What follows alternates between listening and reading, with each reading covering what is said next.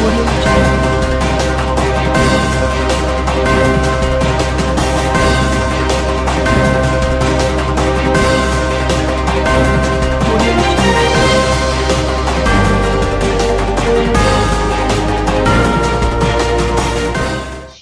Selamat sore pemirsa, apa kabar hari ini? Aktualis kembali hadir dengan berita faktual dan terpercaya bersama saya Rivalda Soleha. Inilah berita hari ini. Di tengah kasus terkonfirmasi COVID-19 yang semakin meningkat, inilah kegiatan Sivitas Akademika UIN Jakarta. Aktivitas Sivitas Akademika UIN Jakarta di tengah pandemi COVID-19. Di tengah tingginya kasus terkonfirmasi COVID-19, wilayah kampus UIN Jakarta tetap beroperasi dengan protokol kesehatan yang ketat. Akses keluar dan masuk disatukan melalui gerbang masuk utama yang dijaga oleh security dan petugas parkir. Kawasan parkir di depan gedung rektorat terpantau sepi, hanya ada beberapa kendaraan beroda 4. Begitu juga suasana lobi rektorat yang biasanya terdapat orang berlalu lalang terpantau sepi. Auditorium Harun Nasution, tempat diadakannya wisuda setiap tahunnya pun terlihat sepi tanpa ada aktivitas apapun. Siapa yang tidak asing dengan pintu kecil yang satu ini? Biasanya menjadi salah satu spot tersibuk di saat jam perkuliahan selesai. Kini pintu tersebut tertutup rapat dan dikunci untuk menghindari keluar masuknya orang yang tidak terkontrol. Pedestrian walk kampus 1 UIN Jakarta pun terlihat lengkap. Student Center yang menjadi tempat unit kegiatan mahasiswa beroperasi pun terlihat. Hanya ada 1-2 mahasiswa yang terlihat sedang membersihkan studionya. Salah satunya komunitas musik mahasiswa Riak. Oke, saat ini saya sedang bersama Jihan selaku pengurus komunitas musik mahasiswa Riak ya. Kak Jihan, gimana aktivitas UKM Riak selama masa pandemi? Kalau Riak ini kan karena mungkin kurang uang juga ya kita akhir-akhir ini, jadi dia tuh sempat hampir vakum gitu, lagi off aja sih, belum ada kegiatan apa-apa, paling cuman pengurusnya aja yang suka ngumpul dan ngobrolin ke depannya mau gimana, baru itu sih. Tapi karena nggak ada aktivitas yang benar-benar dijalani kayak latihan musik itu, apakah Jihan tetap rutin datang ke sekretariat Riak ini?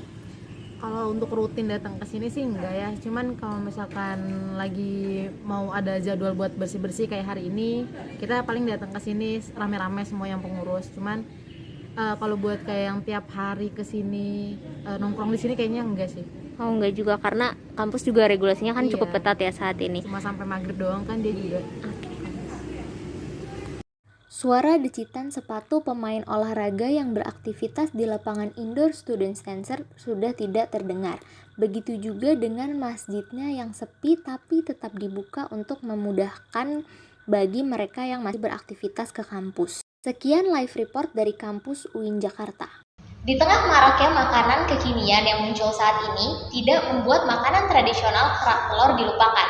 Inilah liputan selengkapnya. Kerak telur menjadi salah satu kuliner tradisional khas Betawi. Biasanya, kuliner ini banyak ditemui di festival-festival kebudayaan Betawi atau taman wisata yang ada di Jakarta.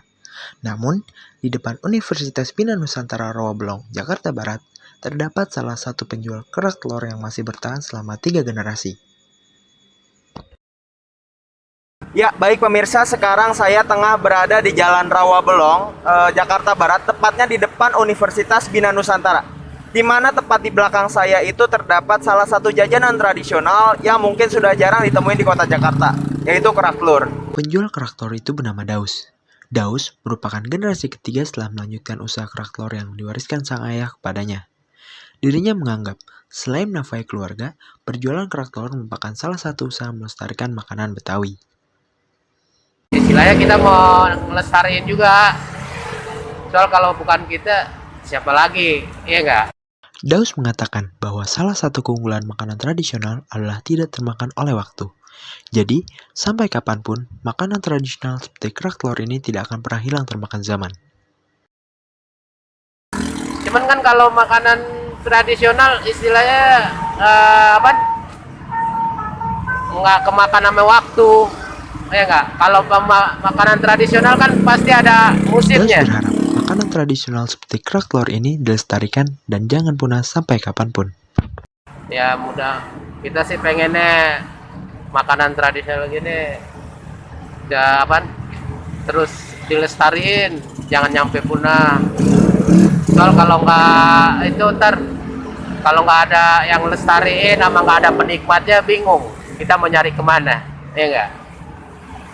Ya mudah-mudahan penikmatnya banyak deh.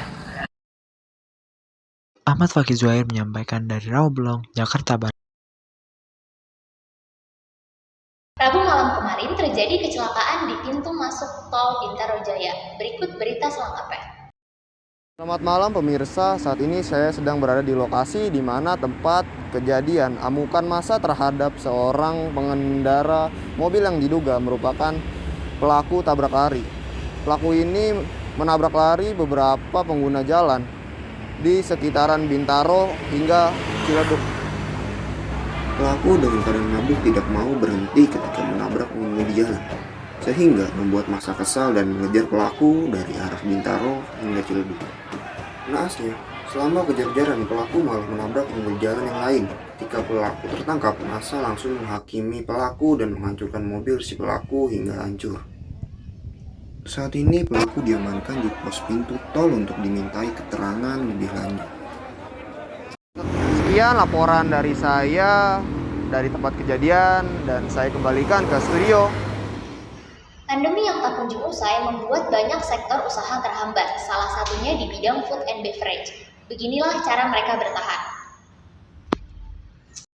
Tahun ini tidaklah mudah bagi pelaku industri kopi, termasuk 25 juta petani kecil yang menanam 80% dari seluruh kopi di dunia. Secara keseluruhan, ada 125 juta orang bergantung pada kopi untuk membuat dapur mereka tetap mengebul setiap hari. Mulai dari transportasi, memanggang biji kopi, sampai menjual produk akhir. Barista dan pemilik kedai kopi adalah beberapa di antara banyak orang yang menutup usaha mereka saat lockdown diberlakukan. Beberapa di antaranya tidak pernah membuka lagi kedai mereka. Kalau menurut saya sih bisa dilihat dari customer itu sendiri ya. Yang pertama kalau misalnya ini kan kedai kopi. Kedai kopi itu merupakan suatu kebutuhan lah bisa dibilang kan. Terlebih lagi Kopi Sultan itu memiliki customer yang loyal. Yang loyal yang dimana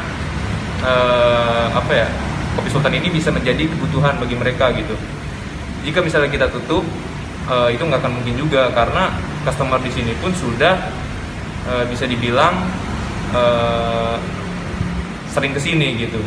Jadi meskipun sekarang pendapatan terus menurun, tapi tetap saja ada customer-customer yang mengunjungi Kopi Sultan, apapun alasannya seperti itu. Itu sih kalau menurut saya. Namun, meskipun kondisi kerja luar biasa sulit akibat pembatasan sosial terkait COVID-19, para konsumen tetap bisa memperoleh minuman favorit mereka berkat upaya para produsen kopi dan rantai pemasok. Mengapa beberapa bagian industri kopi tetap langgeng sedangkan lainnya sulit bertahan? Dan bagaimana para produsen dan pengecer berinovasi untuk terus mengantarkan kebutuhan kafein para penikmat kopi? Sebenarnya masih dilema ya. Yang pertama dari segi pandemi ini nih. Pandemi kan sekarang naik turun kan. Seperti kemarin kita sempat tidak menerima dine-in alias take away only. Itu pun udah mempengaruhi omset gitu. Sekian berita yang dapat disampaikan. Muhammad Ade Novela melaporkan untuk Aktualis. Banyak produk baru di bidang kecantikan. Untuk menentukan kandungan apa yang cocok dengan kulit Anda, simak tips berikut dari kami. Halo guys, selamat siang. Jadi kali ini aku bakal ngasih tips ke kalian tentang cara merawat tubuh. Jadi banyak sekali kasus bukannya malah makin sehat kulitnya, malah makin memburuk. Nah, contohnya seperti gambar di sini. Jadi di sini aku bakal ngejelasin kandungan-kandungan skincare yang baik untuk digunakan. Yang pertama ada retinol. Kandungan skincare ini yang paling dipuja karena efektivitasnya tuntas jerawat dan keriput. Tapi memang harus diperhatikan sekali pemakaiannya, karena kandungan skincare ini cukup keras. Itulah sebabnya memasangkan retinol dengan produk yang melembabkan seperti hyaluronic acid. Yang kedua, ada kandungan vitamin C. Nah, kandungan ini seperti yang kalian sudah tahu dan tidak asing lagi, karena kandungan ini memang sangat baik untuk digunakan. Terlebih lagi, jika kandungan vitamin C ini digabungkan dengan kandungan antioksidan seperti vitamin E. Itu bisa membuat hasilnya lebih optimal. Selanjutnya ada niacinamide. Niacinamide ini dikenal sebagai B3, cukup populer sebagai komposisi bahkan kebanyakan produk skincare. Hampir semua kandungan skincare aman dipakai bersama dengan niacinamide.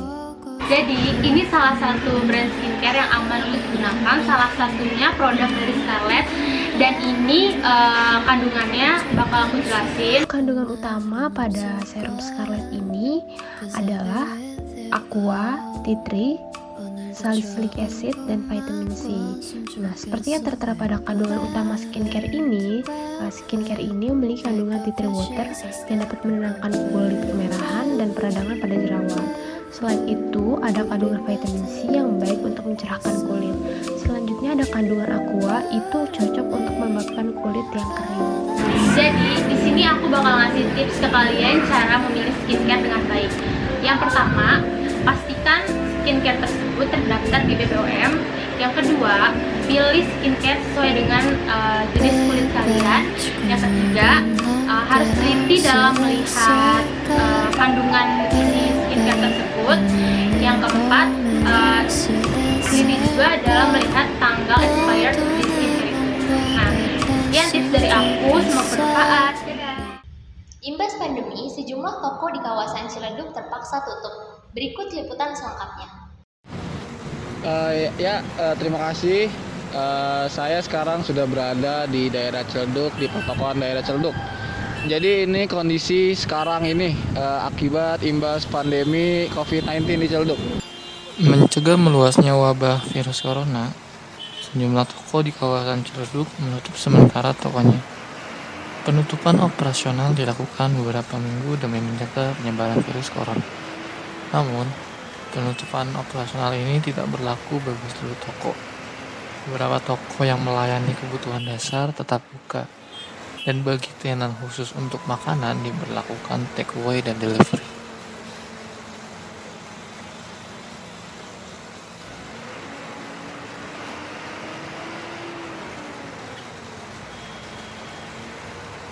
Ya, sekian informasi dari kami. Saya kembalikan ke studio. Banyaknya kasus PHK yang terjadi di tengah pandemi membuat kita harus berpikir kreatif untuk bertahan. Kami akan menyajikan ide bisnis yang murah dan mudah. Berita tersebut sekaligus menutup perjumpaan kita kali ini. Saya Rivalda dan kru yang bertugas pamit undur diri. Selamat sore dan sampai jumpa. Hai guys, jadi kali ini aku bakal kasih tahu ke kalian ide bisnis yang modalnya murah dan caranya pasti mudah. Aku mau bikin buket bunga, tapi yang versi mini. Barang-barang yang harus siapkan, pertama yang pasti bunganya. Di sini aku pakai jenis bunga baby bread yang udah aku tusuk ke foam, ini namanya Oasis. Kemudian aku juga punya flower wrap yang udah aku gunting kayak gini. Ada juga tissue paper, ada karet, tali goni, lem, dan gunting. Langsung aja kita bikin. Yang pertama, tissue papernya dilipat seperti ini. Lalu tengahnya diambil dan kita buat seperti ini. Lalu sudah seperti ini kita taruh di depan baby bread yang udah kita susun tadi.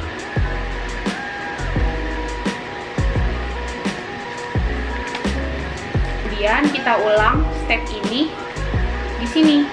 Setelah jadi seperti ini, kemudian flower wrap-nya kita lipat seperti ini dan kita letakkan di belakang bunga ini, kurang lebih seperti ini. Kemudian lakukan step yang sama sampai flower wrap-nya menutupi si pinggir-pinggir dari bunga ini ya. Nah, setelah di wrap hasilnya jadi seperti ini. Selanjutnya kita beri hiasan pada buket dengan tali goni.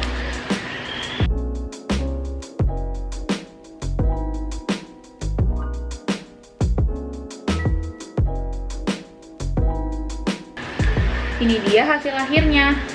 Kalian juga bisa bikin dengan versi yang lebih besar. Sekian ide bisnis dari aku, semoga bermanfaat untuk kalian.